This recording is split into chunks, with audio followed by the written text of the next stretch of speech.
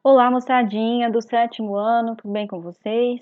Vamos então dar prosseguimento à nossa terceira aula online, tá? Peço que acompanhe a tia aqui a partir da página 65 da apostila Dom Bosco.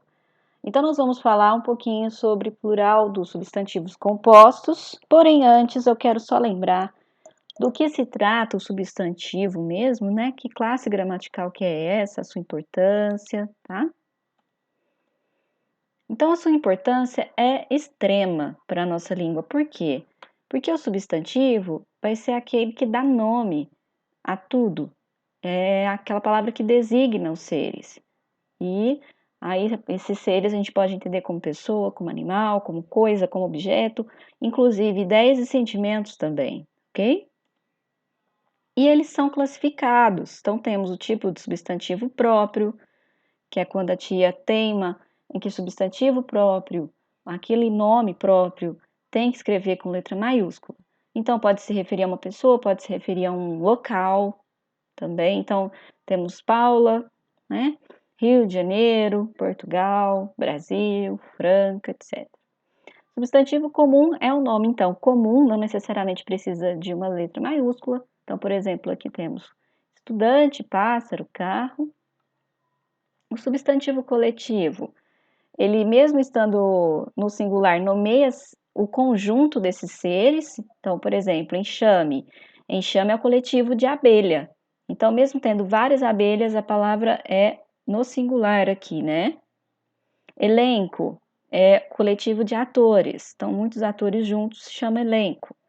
Bando é o coletivo de pássaros, certo? Então, tudo que vai se referir a um conjunto do mesmo ser, tá ok? Já o substantivo concreto, ele vai nomear seres independentes que existem independente de outro ser. Então, por exemplo, a mesa, a fada, a escola, o livro, a apostila, tudo que vocês conseguem pensar ou ver que estão fora de vocês mesmos, então são substantivos concretos. Agora, o substantivo abstrato é o contrário do concreto, aquilo que a gente vai chamar de dependente de um ser para existir. Então, por exemplo, inteligência, beleza, raiva, amor, respeito, paz, demolição, criação. Então, são palavras abstratas, são palavras que dependem de um ser para que possa existir, ok?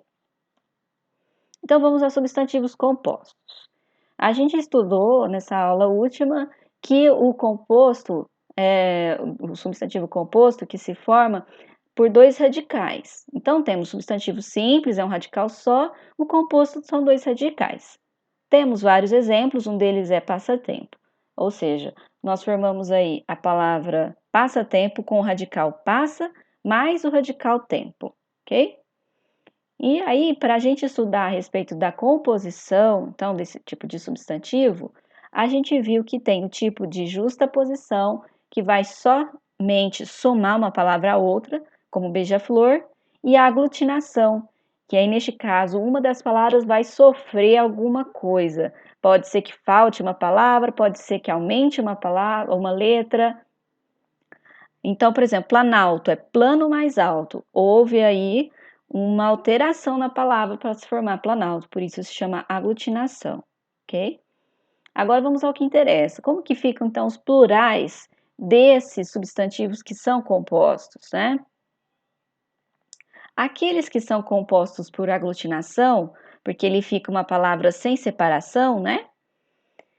É usada com a desinência S para indicar o plural. Então não tem nenhum segredo, é como a gente já usa com outras palavras.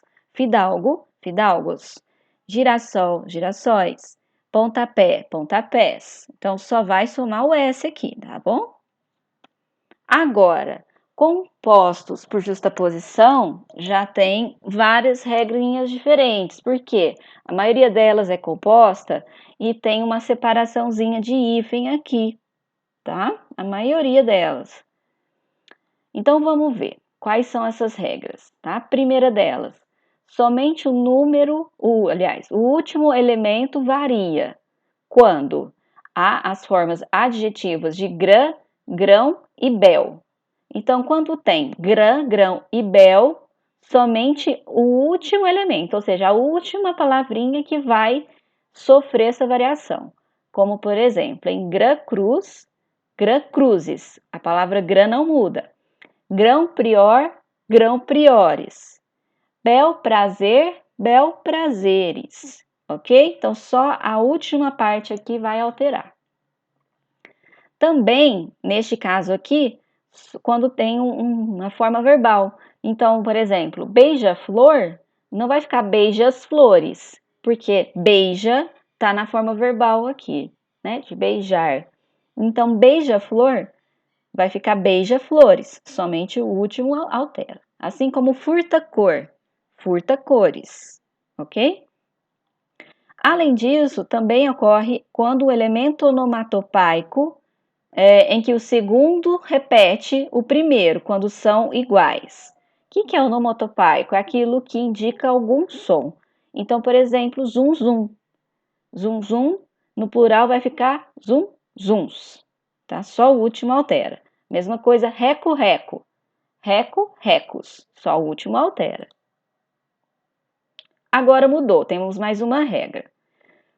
Neste caso, vai alterar só o primeiro elemento, quando existe uma preposição, ou clara ou oculta. Então, às vezes, a preposição ela não está descrita aqui. Por exemplo, cavalo vapor.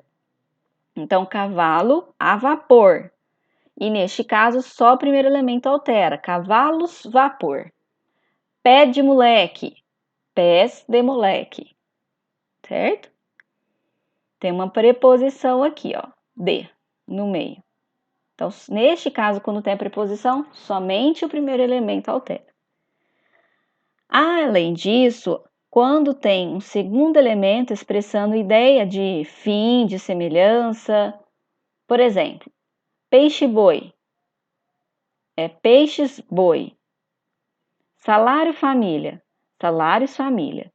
Por que que está participando dessa regra? Porque peixe, existem N tipos, variados tipos, milhares de tipos. Então, peixe-boi é um tipo de peixe, né? Então, o peixe-boi vai sofrer somente a palavra primeira aqui, tá? Então, não vai ficar peixes-bois, né? Nem vai ficar peixe-bois. Então, sempre a primeira.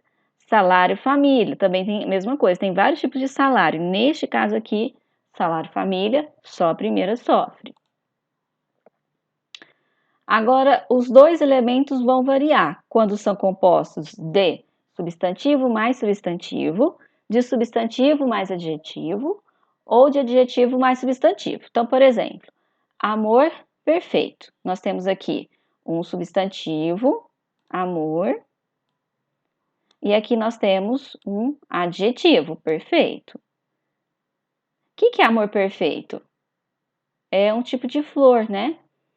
Que é um nome para um tipo de flor.